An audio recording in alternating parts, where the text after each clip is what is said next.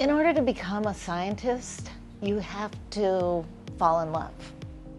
You have to be passionate about the field that you're working in. For children, it's really important to have opportunities for engaging and meaningful and creative science learning experiences, starting at a very young age.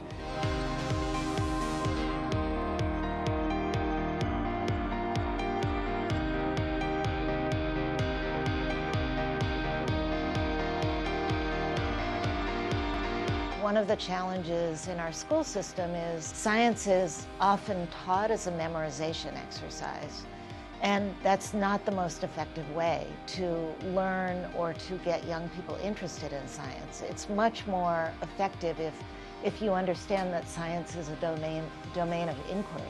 It's really important to get kids interested and engaged. Students start to lose interest in science around middle school. So if you can really catch them early and get them passionate about the subject before then you have a greater chance of having them continue their interest and passion into high school, college, and beyond.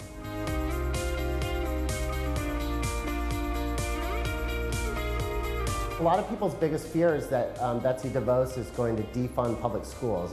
I think that 90% of kids in this country go to attend public schools, so it would be a real shame to defund them.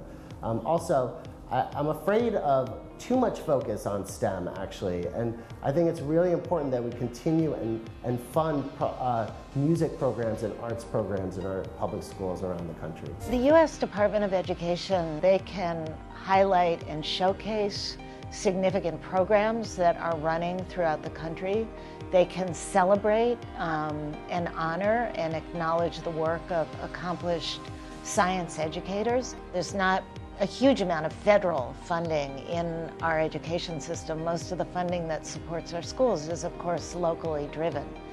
And so I think the role of federal funding opportunities is really where you want to use some of the resources that the federal government makes available for science education is in the area of innovation. We have a great example from the New York Hall of Science. We received a U.S. Department of Education Investing in Innovation grant, and that enabled us to build a curriculum and a digital tool that we call Playground Physics.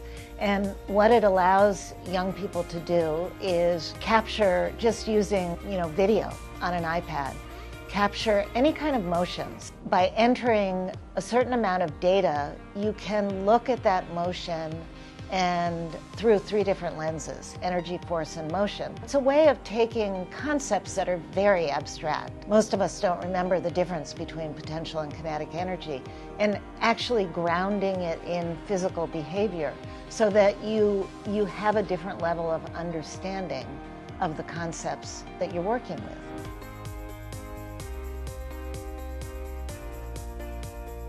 The most important thing is to continue funding innovative programs, because it's critical that our education system be able to keep up with the very rapid changes and rapid advances that are happening in the field of scientific research and science more broadly. So my advice to Betsy DeVos, really right off the bat, I think that she should try shadowing some students around the country. There's teachers all around the U.S. right now are doing this Shadow a Student challenge. I just did it last week, where I spent an entire day just following a student to see what a day in the life of a student is like. It was really illuminating for me.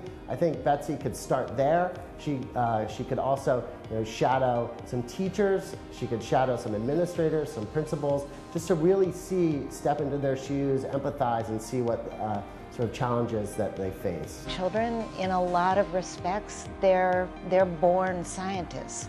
They're curious, they're inquisitive, they're asking questions.